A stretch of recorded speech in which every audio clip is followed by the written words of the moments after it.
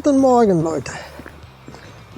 Es ist ein schöner Tag heute, es ist knackig frisch, 4 Grad, aber es wird bis zu 18 Grad. Das ist der 9. März. Die erste Wanderung für März war in Arbeit geschuldet, leider. Und ja, wir laufen heute die Selfgarnstraße Mühle durch. Nach über 30 Jahren werde ich jetzt meine erste 40er absolvieren. Also diese Wanderung ist ungefähr 243 Kilometer. Ich bin früh dran, es ist gegen 8 Uhr heute Morgen. Und ja, wir müssen ein Weilchen laufen, ne, 40 Kilometer. Die habe ich schon geplant im vorherigen Jahr, nach dem Waldfeuchter Mühlentour. Hieß sie wieder? Ja, glaube ich ja, dass die so hieß. Und ja, jetzt werde ich die angehen. Wir werden da einige Mühlen sehen heute. Ich weiß nicht mehr wie viel, aber doch schon einige. Und es bleibt heute solch ein schönes Wetter. Es ist noch frisch, aber es wird schon, wie ich sage, 17, 18 Grad heute. Und das ist herrlich zu laufen. Höhenmeter gibt es glaube ich auch, 120, so etwas, nicht zu viel, ist meist flach. Wir sind ja in Selfgarn in Nordrhein-Westfalen. An der niederländischen Grenze, wir sind auch über die niederländische Grenze gestartet. Also haben wir den Anfang gemacht bei Mellen. Das ist die erste Mühle. Aber ich glaube nicht, dass wir sie zu sehen bekommen, denn ich sah schon, das ist alles Privatgelände. Das ist wahrscheinlich scheiße. Aber werde ich heute Abend sehen am Ende der Wanderung, denn da endet unsere Wanderung. Da war der Anfang und das ist auch das Ende der Wanderung. Wir werden das sehen, Leute. Und nach 740 Meter sind wir weg von Mellen.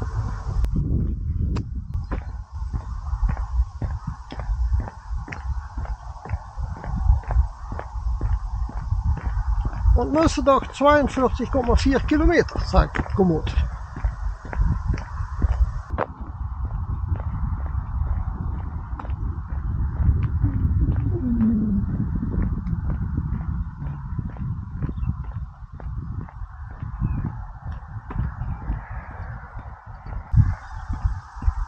Die erste Steigung. Eine Brücke. Und das ist, wenn ich es gut sehe, die große Straße von den Niederlanden nach Heinsberg. Nach Heinsberg, Entschuldigung. Da ist schon einiges an Verkehr. Wir werden sie gleich sehen.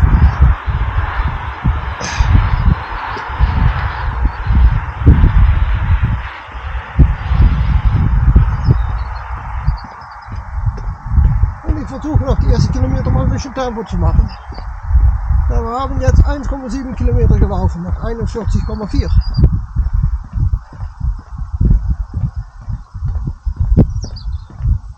Später kann ich es sehr ruhig angehen.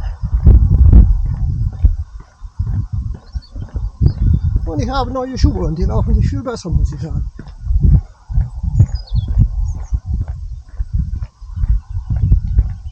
Ja, das ist die große Straße nach Heinsberg. Und weiter.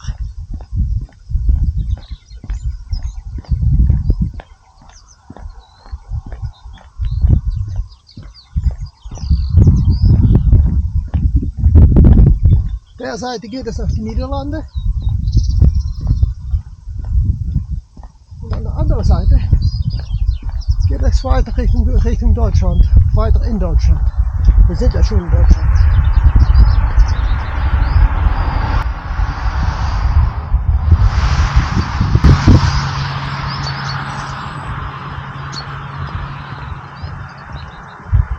Schöner Rundumblick von hier oben.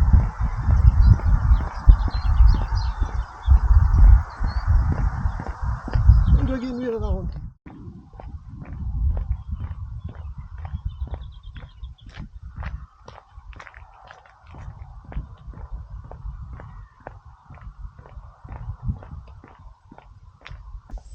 Ja, was ist das dann? Nach 4,36 Kilometer, nach 38,7 Kilometer zu gehen, habe ich hier eine kleine Kapelle. Leck mich am Arsch. Ja. Wow. 1988.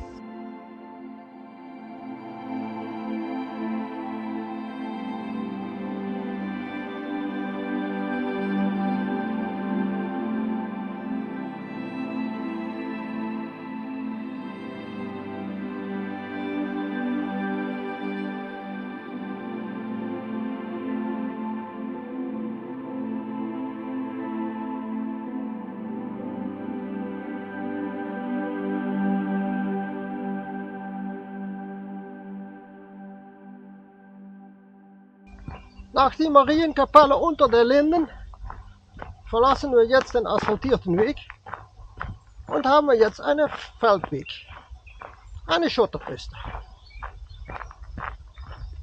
Also die ersten 4 Kilometer waren nur asphaltiert, das war super.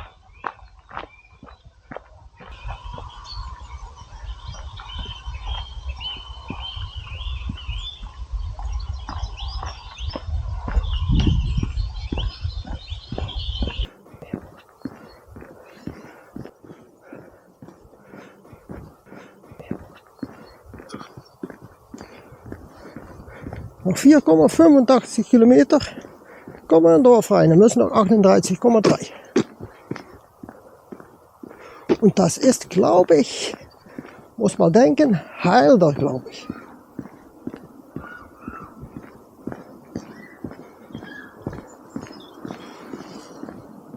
Nein, das ist Hüngen hier.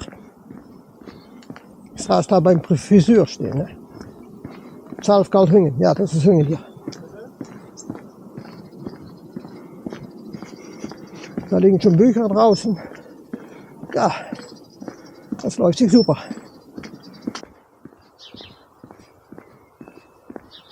Heinberg, ich dachte, dass Heinsberg wäre.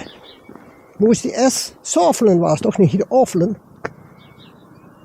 Hey, da sind einige Buchstaben weg auf diesem Schild.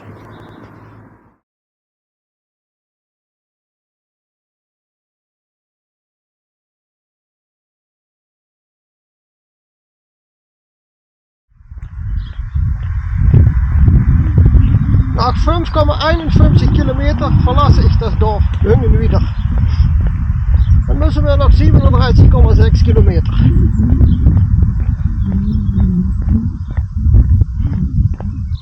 Das bedeutet, die ersten 5 Kilometer sind weg.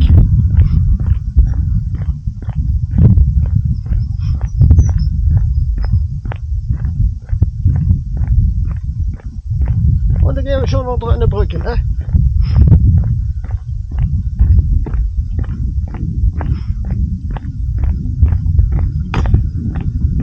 Und das ist auch für mein Equipment eine ganz große Test. Für meine Kameras, mein Mikro und so weiter und so fort.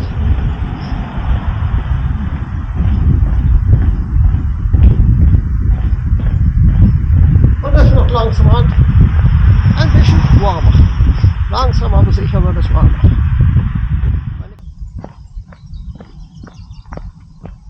Ja, ein schönes Waldstück, aber hier nebenan läuft die große Verbindungsstraße zwischen Brünsum und Kingswood, Königsbos auf Niederländisch.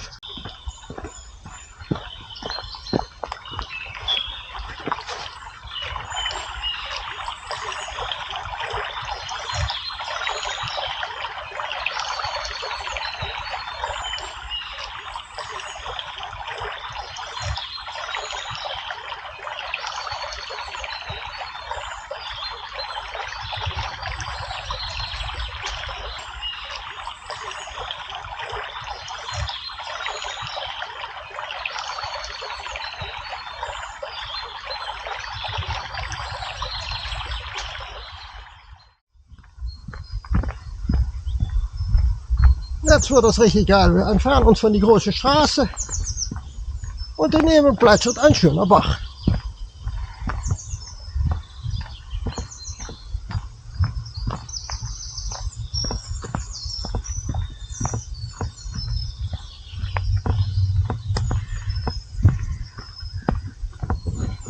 Ich weiß nicht, ob hier ein Biber am Werk ist, aber es gibt solche Abschnitte.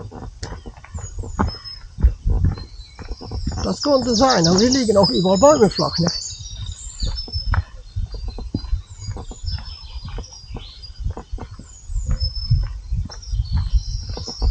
Sieht ja, als ob hier ein Krieg getobt hat.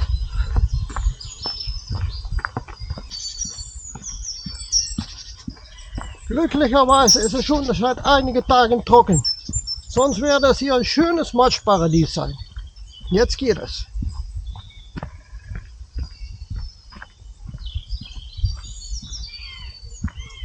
Und auch immer wieder sieht man Hinweisschilder über Bäume, über Vögel, über Pflanzen. Es ist absolut geil hier.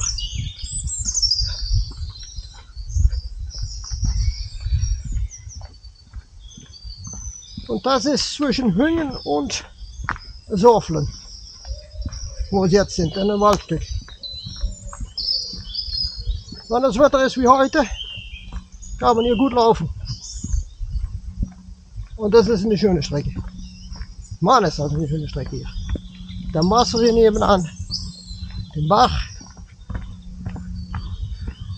An der anderen Seite gibt es auch hin und wieder Wasser, ne? Weil es hat ja sehr viel geregnet. Aber jetzt ist das wieder trocken an der rechten Seite.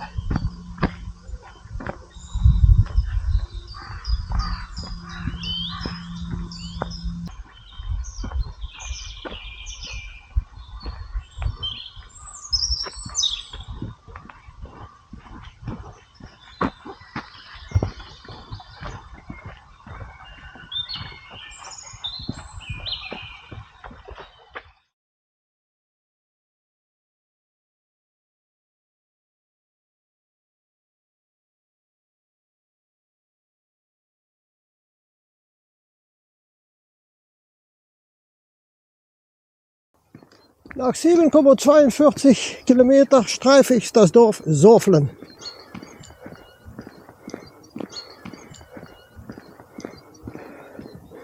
Und muss ich noch 35,8 Kilometer.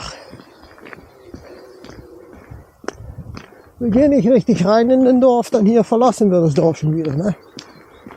Aber es ist nur mal eben gestreift. Das Dorf liegt rechts von mir jetzt. Und hier ist ich denke, ein Spielplatz. Eine Schule kann es auch sein.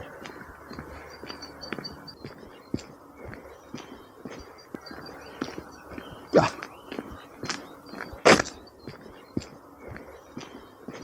Und es beginnt schon richtig warm zu werden, muss ich schon sagen. Die Temperatur steigt.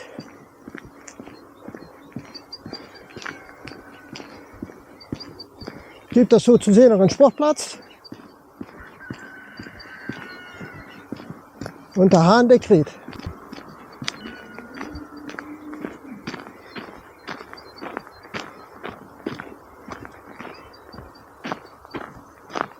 Oh, ein Bikepark für die Fahrräder.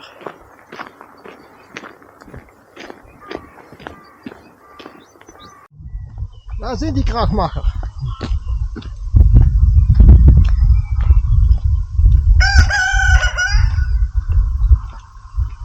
Jetzt suche ich mal zur Schau stellen für die Kamera. Ja? Ja, dann mach mal. Jetzt hast du nichts mehr zu machen, ne?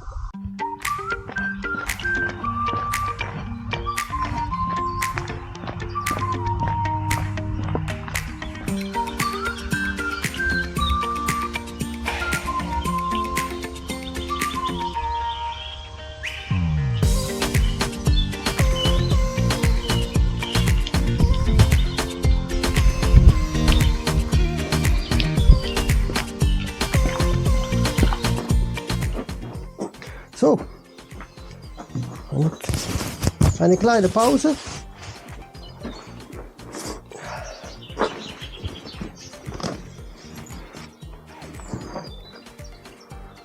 Nach 8,36 Kilometer, noch 35 Kilometer zu gehen.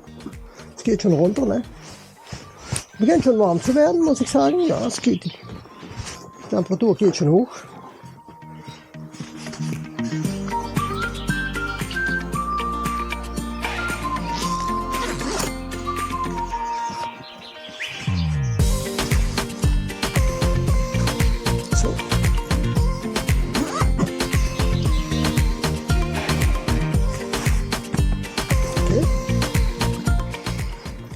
Mal etwas trinken, ne?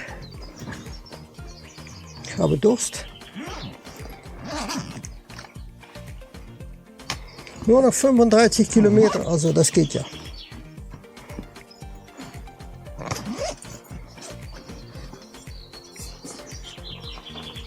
Schöne Kissen hier, ne? Kann man drauf sitzen. Oh.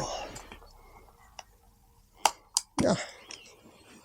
Bei so einer Strecke kann man mal eine Pause machen.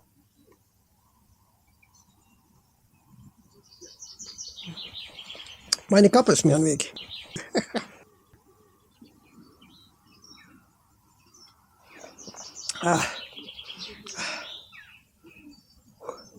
Und es gibt viele Wanderer, ne? Da kommt wieder einer, wieder Wanderer.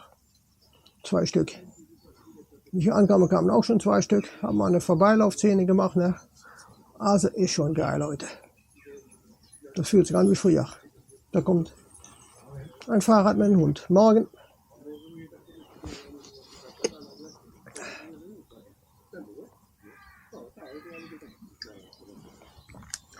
Morgen. Morgen. Ja. Ich werde mal gucken. Ich habe ja, das ist die erste Wanderung für März. Ich denke, dass ich wahrscheinlich Dienstag noch versuche, eine Wanderung reinzuschmeißen. Weil ich habe kein Backlog mehr. Das letzte Wanderung, das ich jetzt geschnitten habe, ist die Wanderung von, oh mein Gott, Roggel war das ja. Nein, Heize, Roggel und Halen. Die Schloss, die kommt ja nächste Wochenende raus. Nein, Montag kommt die auf YouTube. Die steht jetzt schon seit Freitagabend auf BitChute. Und da hatte die nach wenigen Stunden schon über 30 Zuschauer. Läuft gut bei BitChute. Und die letzte Wanderung, die ich bei YouTube hochgeladen habe, das war die Wanderung von Wittem. Ja, das war die Schloss Wittem Wanderung. Die hatte nach 2 Tagen nur noch 4 Zuschauer. Also, ich verstehe das bei YouTube nicht. Warum läuft der Laden nicht bei YouTube? Bei BitChute läuft's, aber bei YouTube gar nicht.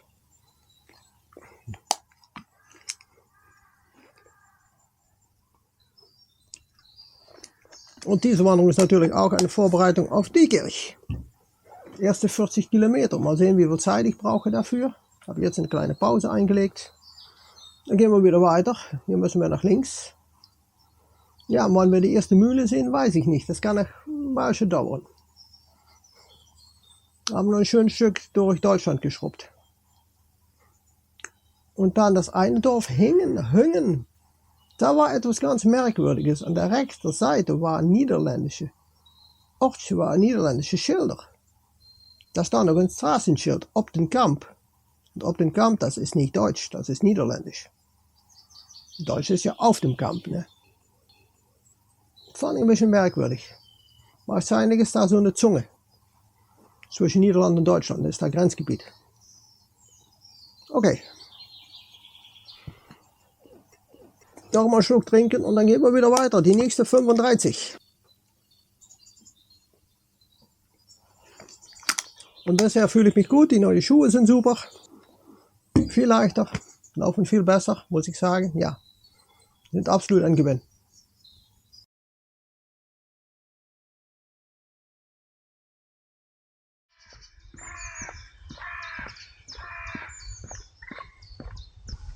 Ich laufe durch den Gras und das geht hier den Hügel hoch. Mal eine kleine Steigung heute.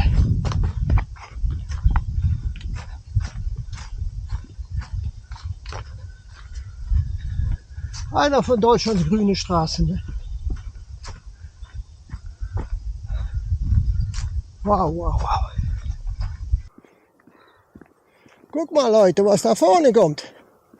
Die erste Mühle. Nach 9,8 Kilometer müssen noch 33,7. Aber nach 9,8 Kilometer, fast 10 Kilometer, kommt die erste Mühle, Leute. Geil.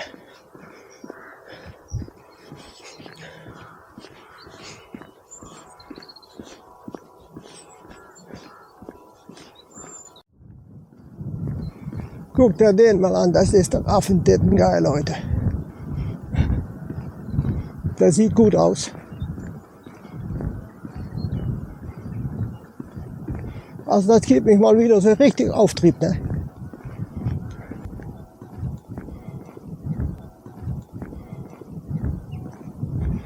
Und die Kirchglocken, die bimmeln, ne? Und wir gehen hier nach rechts. Ja, das stimmt.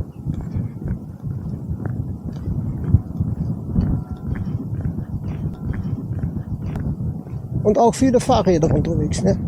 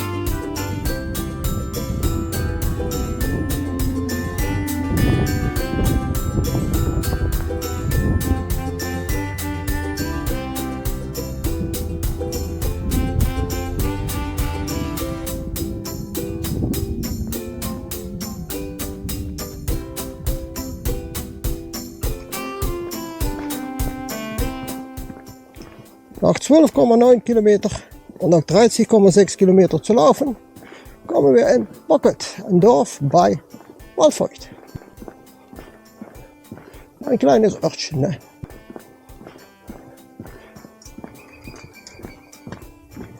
Ganz ruhig am Sonntagmorgen, ein paar Tauben flattern hier rum. Und guck mal, da vorne ist die Kirche von Bocket. Was für ein Ding.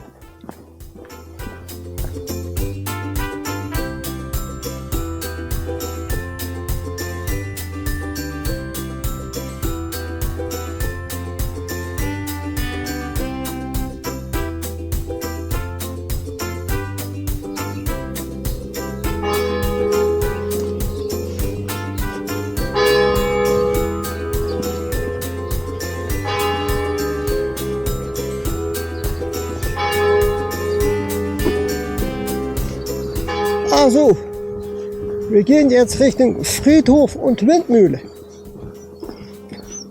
Und in jedes Dorf, wo ich komme, läuten die Glocken für mich. Ne? Das ist unglaublich. Das ist mal ein Ding. Ne? Ja, in Bocket haben sie sogar zweimal die Glocken für mich geläutet. Also, Mann, das ist unglaublich.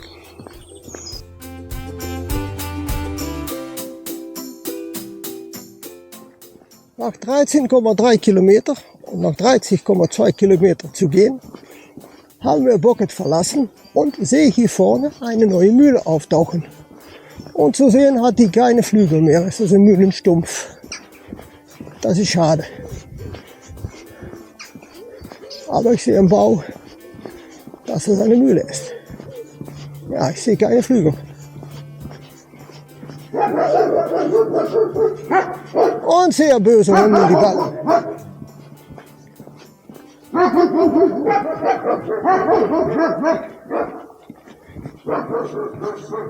In 60 Meter müssen wir geradeaus. Ja, das glaube ich. Ja, das ist eine Wohnmühle jetzt.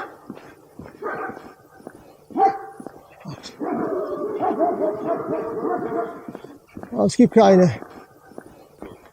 keine Flügel mehr. Die ist flügelarm, diese Mühle. Und guck mal, wie das abgeschottet ist. Heiliger Scheiß, da komme ich gar nicht ran.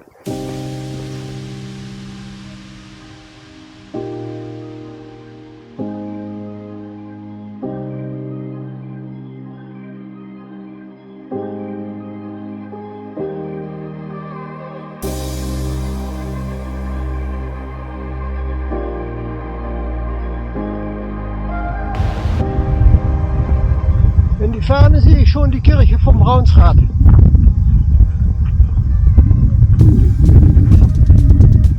Wir sind 3 Kilometer von hier.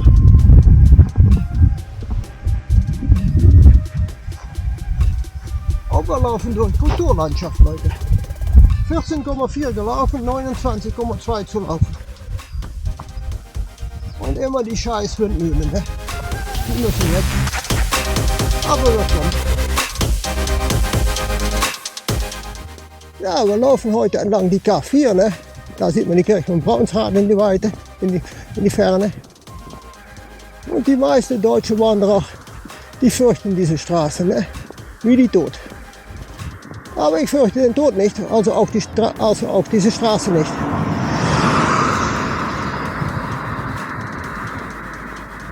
Also ich habe da keine Probleme mit. Die Autofahrer, die sehen mich schon. Hopp.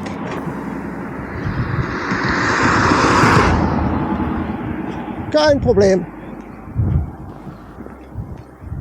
Ich laufe innerhalb der weißen Linien.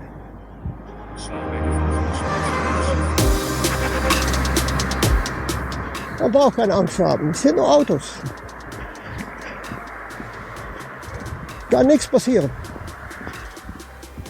Einfach Augen und Ohren offen halten. Mehr braucht man nicht.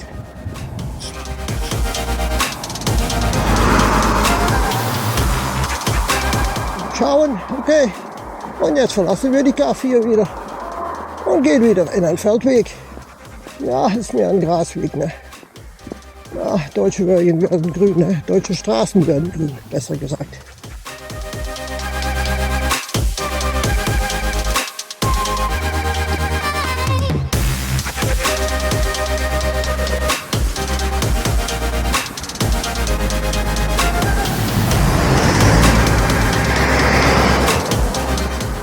Nach 15,8 Kilometern kommen wir in Hontum, Gemeinde Waldfeucht. Und haben noch 27,8 Kilometer zu gehen.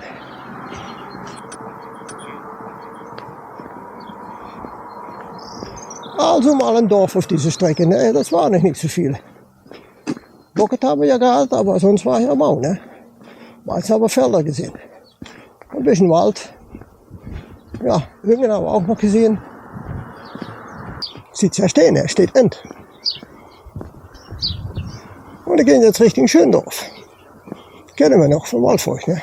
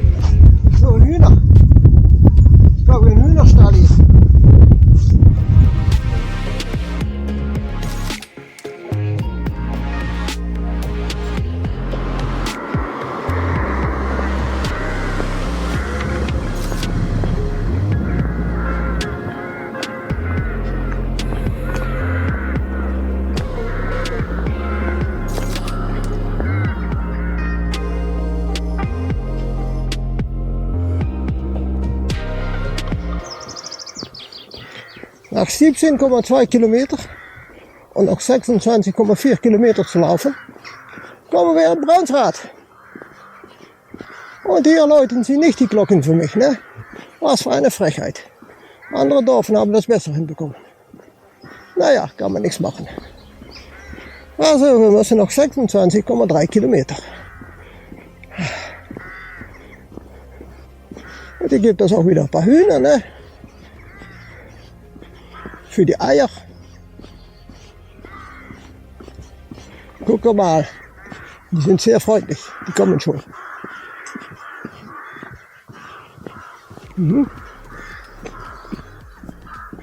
Guck mal da oben, die Jungs, die haben ja ihr Nester, ne? Und da kam ein Restaurant meines Vertrauens, ne? Savo, Balkanrestaurant.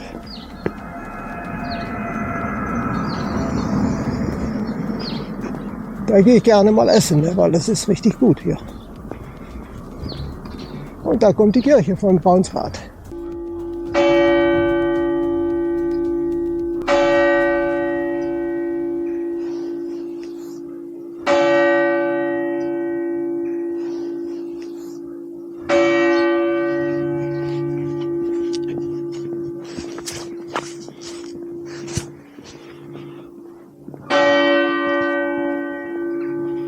Ja, Leute, ich hatte mal ein bisschen zu früh gesprochen, ne? Jetzt hat die Kirche doch für mich geläutet. Wo ist das Ding, Leute? Jetzt hat die Kirche doch.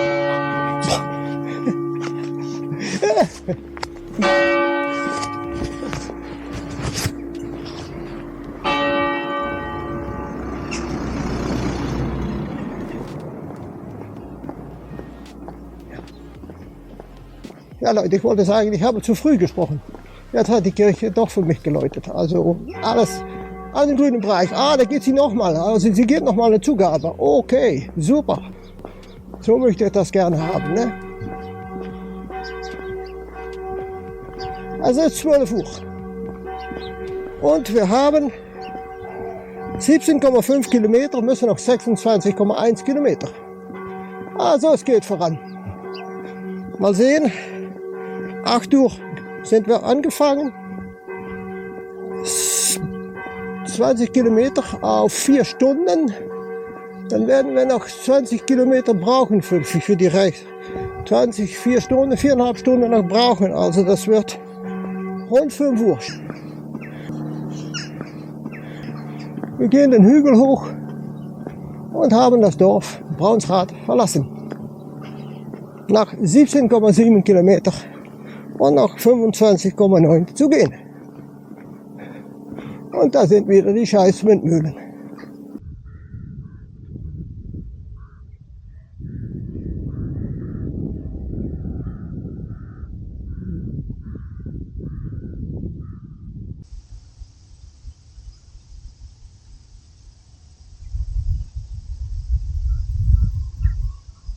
Alte Knatterkisten, Leute.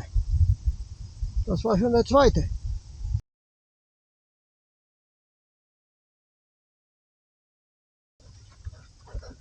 Und ich nähere mich der nächste Mühlenstumpf, ne? Da ist der.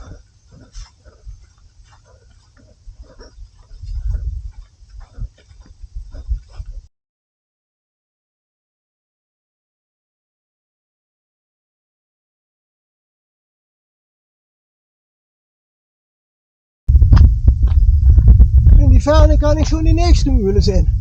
Und die hat auch Flügel. Also das ist eine Mühle, die ist noch komplett.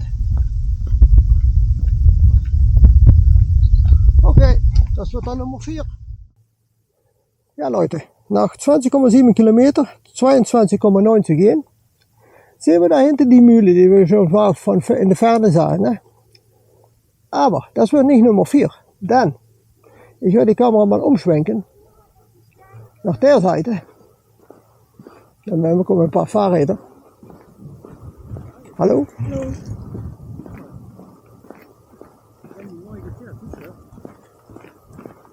Hallo. Hallo. Und was sehen wir denn da, Leute? Eine Mühle. Also die Mühle in der Ferne, die wird 5 und die Mühle wird Nummer 4. Also das ist auch eine mit Flügel. Was für eine Überraschung, 2 Stück kann ich jetzt sehen.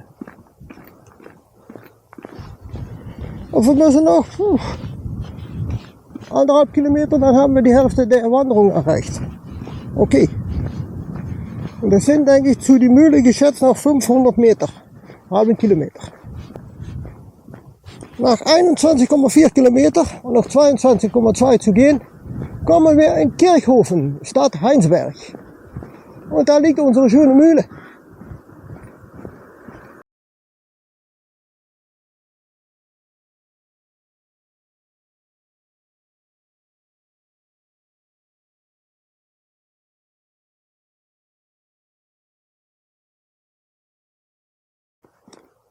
Ja Leute, 21,7 Kilometer, 21,7 Kilometer zu laufen.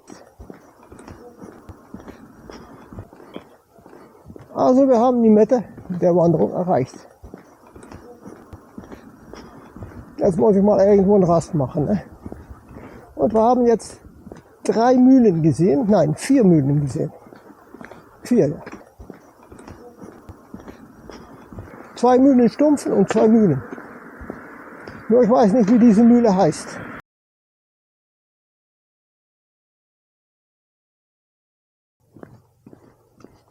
Nach 22,3 Kilometer, noch 21,1 Kilometer zu gehen, verlassen wir Kirchhofen und gehen wir Richtung Haaren.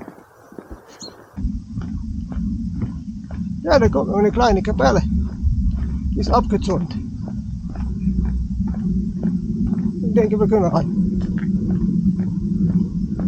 Und hier rechts von mir kommt ein schönes weißes Pferd. Und da sind noch mehr Pferde.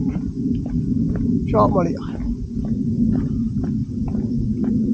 Und eine Gaul ist da noch. Der Gaul da hinten ist, glaube ich. Nein, doch nicht. Doch, der ist am Scheißen. Ah, schön für die Kamera, ne?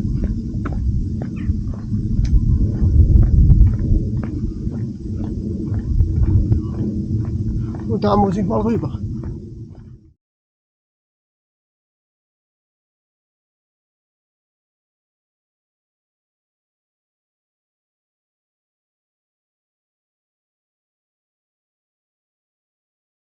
So, mal eine kleine Pause, Leute. Eine kleine Pause. Ich habe Durst. Ah, meine Kappe ist wieder im Weg.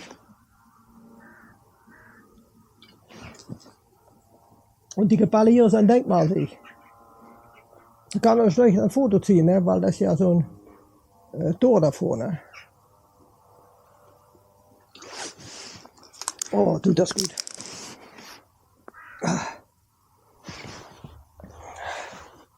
Wo sind wir denn jetzt? Wir sind jetzt bei 22,7 und müssen noch 20,7 Kilometer. Also noch gute 20 Kilometer müssen wir noch. Bis im Auto. Das ist eine Ansage, ne? Und das ist die Sonne. 13 Uhr, also ungefähr 1:30. Wir müssen noch 20 Kilometer. Ja, das geht noch ein Weilchen dauern. Das ist sicher.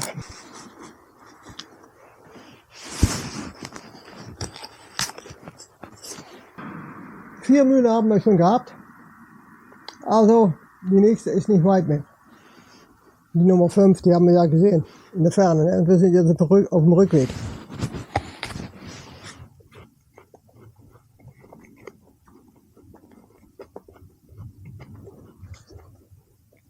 Ich weiß nicht, was da noch in Mühlen kommt. Die kommt noch, die Waldfeuchtermühle, und ich weiß nicht, was da noch zwischen liegt.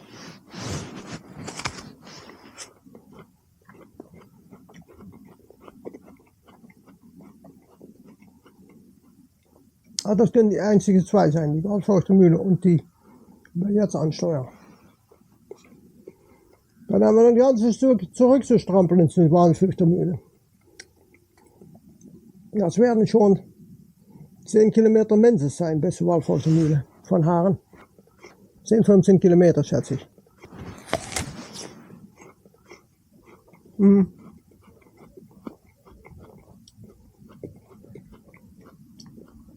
Und dann einen guten 5 Kilometer zurück zum Auto. Das kann so etwas hinkommen. Gott, ist nicht mehr da laut.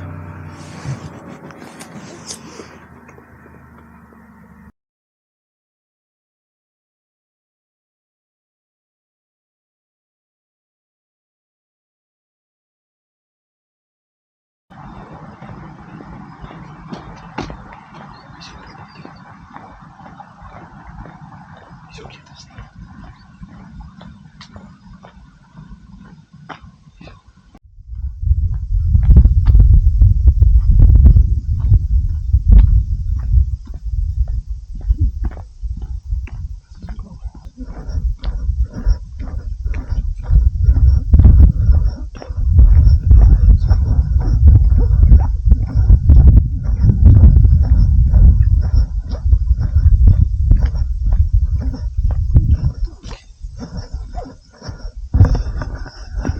Und da ist auch der Schild wieder von der Salfgang-Mühle-Straße.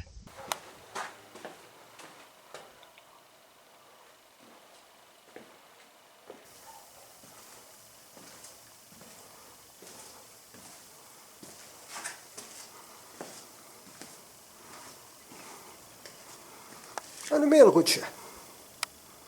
Sieht man, wie das aussieht, ne? Eine Mehlrutsche. Wir dürfen nach oben, hat der Müller gesagt. Also gehen wir nach oben. Aufpassen für unseren Kopf.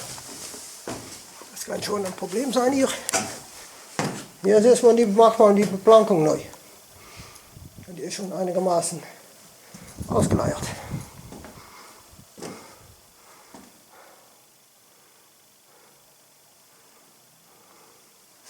Maltrichter, ja. Das ist alles gut gemerkt, ne? Das ist super. Hier kann man das Mehl ablassen und das Getreide nach oben führen, ne? In die Luke. Das ist auch wieder ein Trichter. Mann, ist das geil.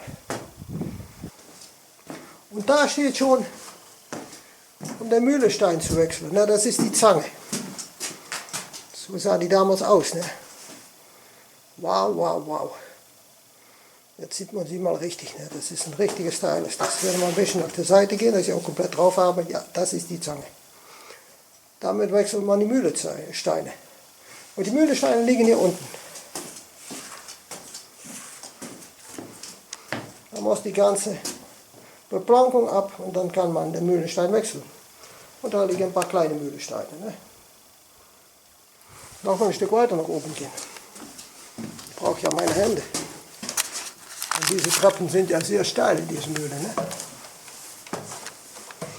Guck mal das Getriebe. Wow, das ist geile Technik von früher. Und hier muss man schon aufpassen, hier ist auch schon die Beplankung da mal etwas nicht gut mit. Das ist noch. Da konnte man die Mühle mit bedienen. Ne? Das ist der Hebel zum Bedienen der Mühle. Dann hat man hier die Königsachse, hat man hier. Das ist die Königsachse. Und da hat man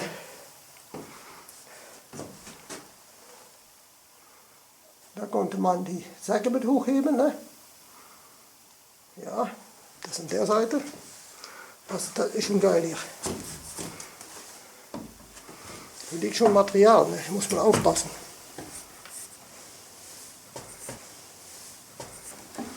Oh ja, hier hat man das. Hier ist ein bisschen dunkel, aber es geht. Da hat man auch wieder die Löcher, ne? Wo man wie heißen sie wieder? Ach, ich habe so viel gelaufen, dass ich nicht mehr auf die Wörter komme. Für die Reparaturen brauchte man die Löcher, ne?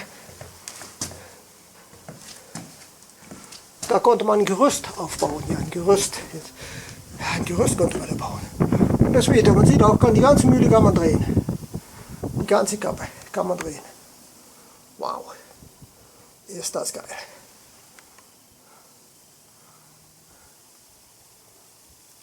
Das ist schon sensationell. Oh, das ist ja Technik vom Feinsten, ne? Ja. Hier darf man sich nicht befinden, wenn die Mühle in Arbeit ist. Dann ist das ein bisschen zu gefährlich hier.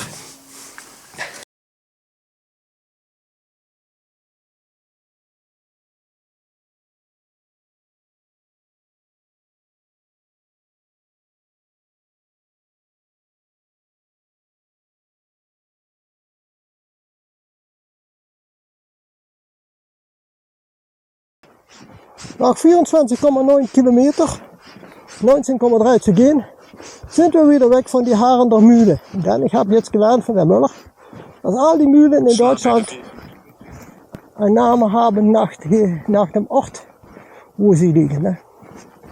Also war die Brebener Mühle, das war in Breberen, in Bocket. Das ist die Waldfeuchter Mühle und das hier ist die Harender Mühle. Und ja, ich habe mit der alten Sony-Kamera bin ich drin Aufnahmen gemacht, weil ich durfte ja rein. Bin bis oben gewesen, unter das Dach. Und das ist alles mit die Sony. Ich muss mal sehen, wie lang dieses Video wird. Mein Gott.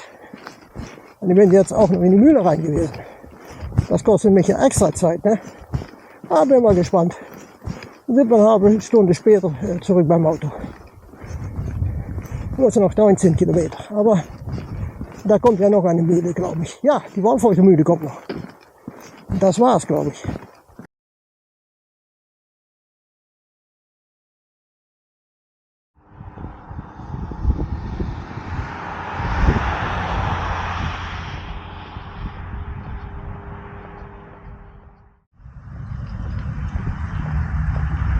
Nach 25,9 Kilometern mit 18,3 Kilometer zu gehen, verlassen wir Haren. 3 Kilometer zu Waldfeucht. Oh, das ist nicht so weit.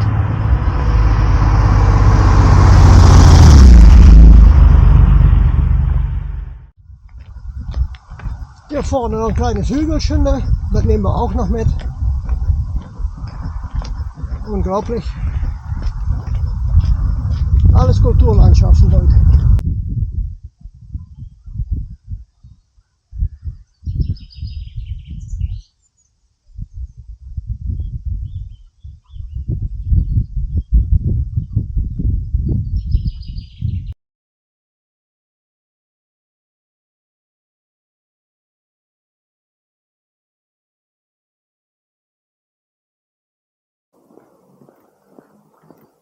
Nach 30 Kilometer laufe ich in Waldfeucht. Muss noch 14,2 Kilometer bis zum Auto. 14,2 plus 30 sind 44,2. Das wären schon knappe 45 Kilometer heute. Das ist schon mal eine Ansage, ne? Aber es geht prima. Und jetzt kommt nämlich die Waldfeuchtermühle. Die ist nicht weit mehr.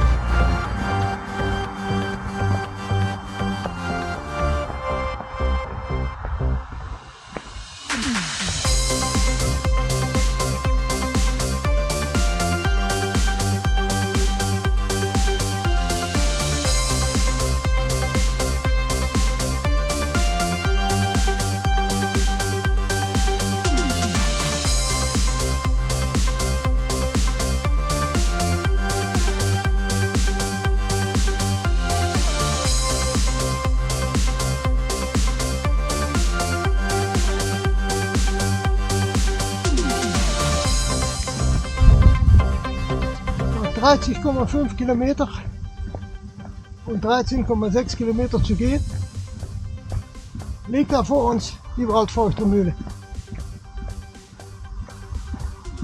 Und da werde ich mal eine kleine Pause anlegen.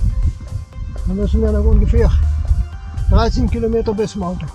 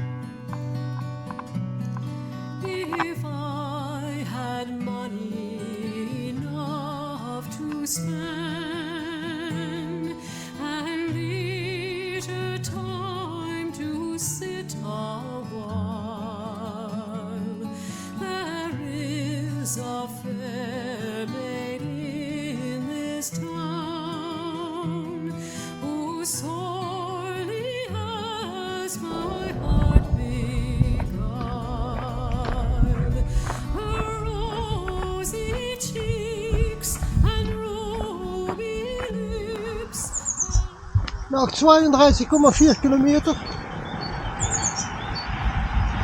und noch 11,8 Kilometer zu gehen, befinde ich mich wieder in den Niederlanden. In die Umgebung von Koningsbos, Kingswood. Noch 11,7 Kilometer bis zum Auto.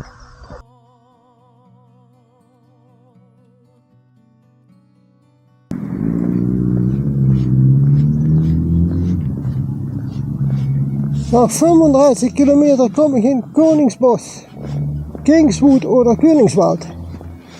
Und das sind noch 9,25 Kilometer. Und ich habe Kohldampf. Und mal etwas zu essen gebrauchen. Da bin ich natürlich vergessen.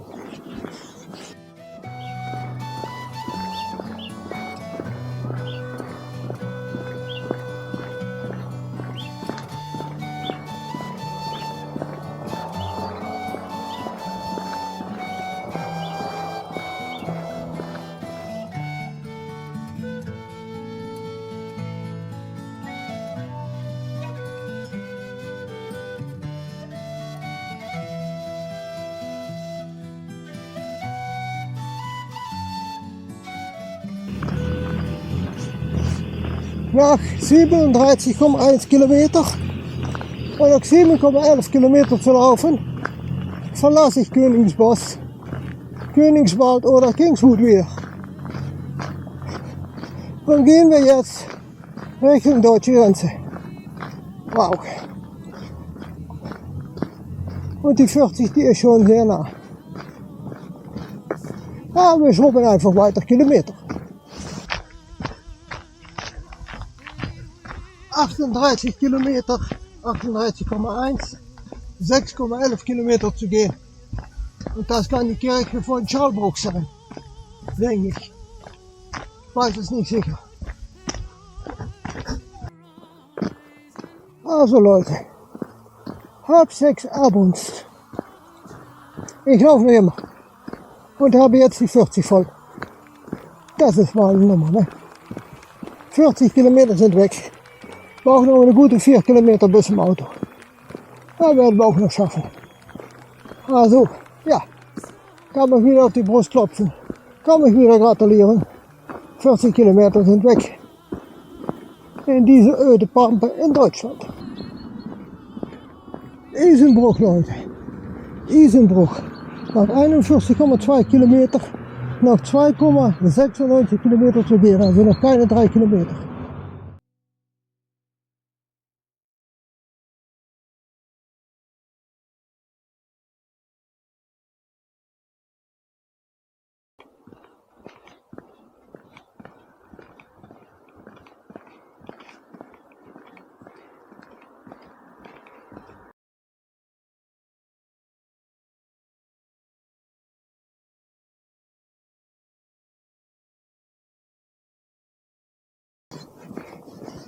Nach 41,8 Kilometer habe ich Isenbruch verlassen und brauchen wir noch 2,41 Kilometer bis zum Auto.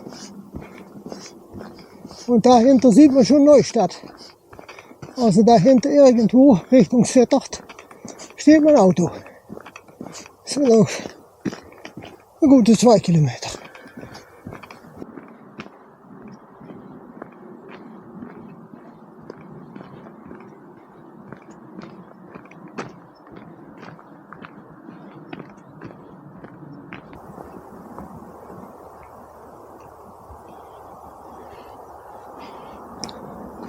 Mücken gibt es auch schon, ne?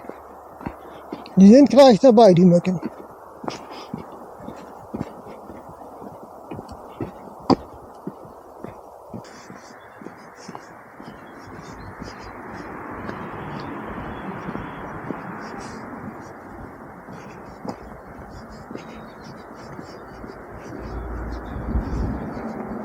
,27 Kilometer noch.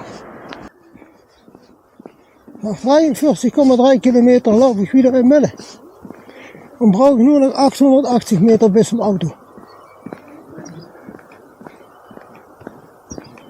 Wir haben das eigentlich schon geschafft. Ne? Der Siegeszug durch Melle. Und dann sehen wir uns wieder vor dem PC, ne? Bei der Abmoderation. Ja Leute, willkommen zurück. Und jetzt wieder zu Hause vor meinem PC. Es ist der Tag danach, Montag, weil ich habe es gestern Abend, war es zu spät, habe ich nicht mehr geschafft, diese Aufnahme noch zu machen von der Endmoderation. Also werde ich sie jetzt machen, Montagmorgen. Es war eine lange Tour gestern, ne? 44 Kilometer war es. Ja, meine erste 40er. Seit über 30 Jahren. Nach meiner Behandlung im Krankenhaus in Belgien, vorherigem Jahr. Was war das? Juni, glaube ich. Das war ja nicht Krankenhaus. Das war ein Privathaus. Weil das gibt es ja im Krankenhaus nicht. Eine Medbed-Technologie-Behandlung machen die im Krankenhaus nicht. Die machen ja nicht ihren Geschäft kaputt, ne? Dann, wenn ich zurückschaue, vor einem Jahr, dieser Zeit, lag ich noch auf die Couch, ne? Mit meinen Herzproblemen nach meinem Infarkt von 2016 und meine Knieprobleme seit dem Jahr 90er. Damals sagten die 18 Jahre, ich musste ja neue Knie bekommen. Alles Schnee von gestern. Nach der Behandlung in Belgien ist das alles weg. Und das ist, was die Leute sagen, ne? Medbed-Technologie, das sind ja alles Komplott, ne? Und alles Aluhut und Verschwörungstheorien. Ne? Nein, Leute, sind es nicht. Ihr werdet verarscht durch die ganzen Nazis. Die gibt es tatsächlich. Die Medbeds gibt es, die Medbed-Technologie gibt es. Und ich bin der beste Beweis. Denn ich habe heute, auf gestern besser gesagt, 44 Kilometer gelaufen. Und ich war erstaunlich, wie gut es ging. Denn ich hatte gar keine Probleme damit. Das hat mich richtig umgehauen. Ich habe da gelaufen 44 Kilometer mit einem Schnitt von 4,9 Kilometer. Obwohl ich doch mehrere größere Pausen dazwischen hatte. Ne? Das war zum Beispiel bei die Mühle in Haaren. Da habe ich mit meiner Sony-Kamera mal Aufnahmen gemacht. Innen drinnen, das war schon eine längere Pause. Ich denke schon eine halbe Stunde. Dann habe ich in Waldfeuchter Mühle einen Mann getroffen, der saß da von 87 Jahren. Da habe ich noch mitgeredet. Das hat auch mindestens eine Viertelstunde, 20 Minuten gedauert. Was nicht länger wäre.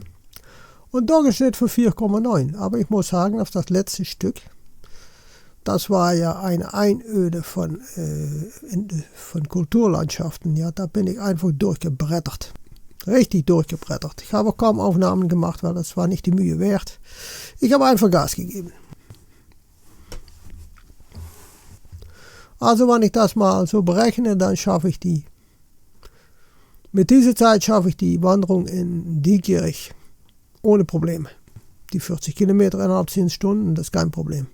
Denn ich hatte ja um 5:30 hatte ich ja die 40 Kilometer voll. Ja, das war 5:30. Also da geht dann noch mindestens eine halbe Stunde von, kann ich davon wegmachen, wegen die größeren Pausen. Eigentlich schon 3/4 Stunde. Dann bin ich schon bei 5 Uhr.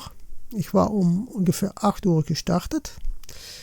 Also der Anfang war um 8 Uhr. Dann ich das mal berechne, 8 bis 4 ist 12. Und dann nach 5, das sind 9 Stunden.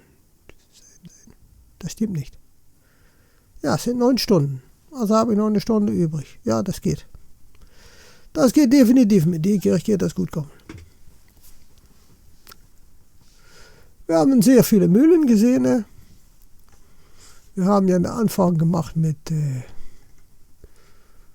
welche Mühle war der Anfang? Das hat schon einiges gedauert. Wir haben eine Mariekapelle gesehen. Das stimmt. Die Kirche von Höngen haben wir gesehen. Da war noch schon ein schönes Stück mit dem Bach daneben. Ne? Wie heißt der auch noch wieder da? Höngen? Ja, in der Nähe von Höngen war das, glaube ich. Ne? Das war ein sehr schönes Stück. Sofle. Sofle und der Bach steht hier. Okay. Dijkmühle haben wir gesehen. Wir haben eine Hütte, da habe ich meine Pause gemacht. Und dann kam die erste Mühle. Ne? Das war in Breberen. Die Museummühle von Breberen war das. Das war die erste. Und dann hatten wir. Und das war nach 9,80 Kilometer, also ungefähr nach 10 Kilometer. Und der Anfang war ja bei der Wassermühle von Neustadt in den Niederlanden. Aber da kam man nicht voran. Ich habe mit dem alten Mann gesprochen, da in Waldfeucht, der sagte, die Mühle ist verkauft. Und jetzt ist das Privatgelände. Also einfach scheiße. Nicht mehr für die Öffentlichkeit zugänglich. Das ist schade. Und ich habe auch keine Fotos und keine Videomaterial von die Mühle. Weil das geht ja nicht. Du kommst ja nicht mehr ran. Dann waren wir in Bockert, ne? Da habe ich die Kirche fotografiert. Und da hatten wir auch eine Mühle. Das war eine Windmühle Stumpf von der Windmühle von Bockert. Da war leider keine Flügel mehr dran. Und das ist jetzt eine Wohnung, eine bewohnte Mühle. Ne? Also ist schade, aber sie existiert noch als Wohnung. Kirche ist in Clemensee hier. Dann hatten wir auch die Löckener Mühle, ne? Da ist auch nur noch ein Wohnstumpf. Da wird auch bewohnt, ist auch nur noch ein Stumpf. Da gibt es auch gar keine Flügel mehr dran. Auch schade. Aber sie steht noch immer. Und dann kamen wir in Kirchhofen. Ne? Die Lumbacher Windmühle Clarissa. Das war diese Mühle. Die war nicht offen, kam man nicht ran. Aber ich habe da Fotos machen können, aber man konnte nicht rankommen, weil die war komplett geschlossen. Dann haben wir noch einiges gesehen. Dann kam die Haarener Mühle. Ne? Da bin ich rein gewesen. Da habe ich mit dem Müller gesprochen, da habe ich gefunden. Der war an seinem Rasenmäher am Arbeiten, der war kaputt. Ein sehr freundlicher Mann. Und die konnte ich ganz filmen. Ich konnte rein bis oben ins Dach, das war gar kein Problem. Konnte man Aufnahmen machen, habe ich mit meiner alten Sony gemacht, muss man sehen, wie die sind. Also die Haarener Mühle, die habe ich mal richtig von unten bis oben gefilmt. Und dann hatten wir die Aarener Mühle, da kamen wir in Waldfeucht. Da gab es die Waldfeuchter Mühle, die habe ich ja schon mal gehabt bei die Waldfeuchter Mühlentour. Die könnt ihr mal die Türen mal streichen, ne, weil die sind ja richtig, naja, was soll ich sagen. Kann man ein bisschen Farben gebrauchen, ne? Und dann hatten wir sie eigentlich schon. Dann gingen wir über Isenbruch, da gab es noch eine Kapelle. Gab es noch eine große Kapelle. Und dann kamen wir wieder zurück an die Windmühle von, wie heißt es wieder, Neustadt. 44 Kilometer, Leute. Super. Man sieht schon, hier war viel zu sehen. Das letzte Stück, das sieht man hier ja auch. Da bin ich einfach durchgebrettert. Dann da gab es gar nichts zu sehen. Da gab es nochmal Königsbosch. Da habe ich auch ein paar Fotos gemacht. Aber sonst war es alles. Da bin ich da durchgebrettert, das letzte Stück. Weil das war alles Kulturlandschaft. Das war gar nicht. Aber das hat man ja auf eine längere Wanderung. Ne? Man hat da schöne Stücke und man hat weniger schöne Stücke. Das ist bei längeren Wanderungen ist das ganz normal.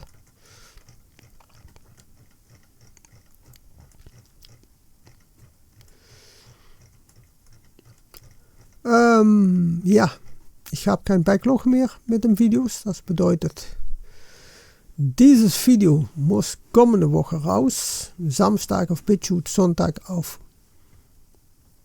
Montag auf YouTube. Ja, weil die letzte Wanderung, die ich jetzt auf BitChute hochgeladen habe, Samstag, muss man sehen. Das war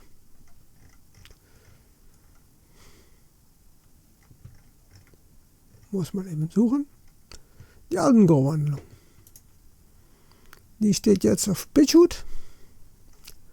Und die kommt heute Abend auf YouTube. Ich muss die Übersetzung noch fertig machen für die Untertitel. Dann muss ich die Datei exportieren aus Guardian Live. Und dann muss ich dann habe ich eine Datei mit Englisch und Niederländisch und die muss ich dann wieder auseinanderholen. Und dann muss ich 2 Dateien für machen. Eine Niederländische und eine deutsche Datei, eine niederländische und eine englische Datei für YouTube. Das muss ich noch machen. Ja, aber dann bei BitChute gibt es ja keine Untertitel. Da muss ich die Untertitel in dem Video reinbringen. Ja, das geht nicht anders bei BitChute. Und dann werde ich, Dienstag habe ich geplant, noch eine Wanderung zu machen. Und ich habe da mal über nachgedacht, welche Wanderung werde ich da nehmen. Ich habe schon einige geplant. Kasteel ten Hoven Wanderung, das ist eine Wanderung in Belgien. Die hat 26,9 Kilometer. Dann haben wir noch die Kloster von Bethlehem Wanderung. Das ist eine Wanderung in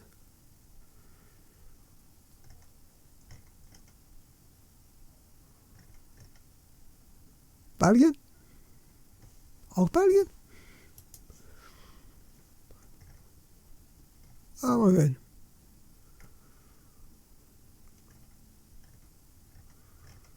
Die ist in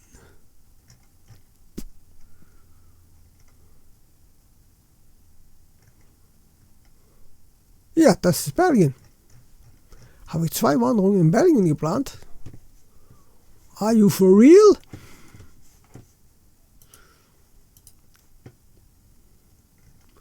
Zwei Wanderungen in Belgien? Was ist das denn für eine Wanderung? Kasteel ten Hoven? Das kann nicht wahr sein. Das glaube ich nicht.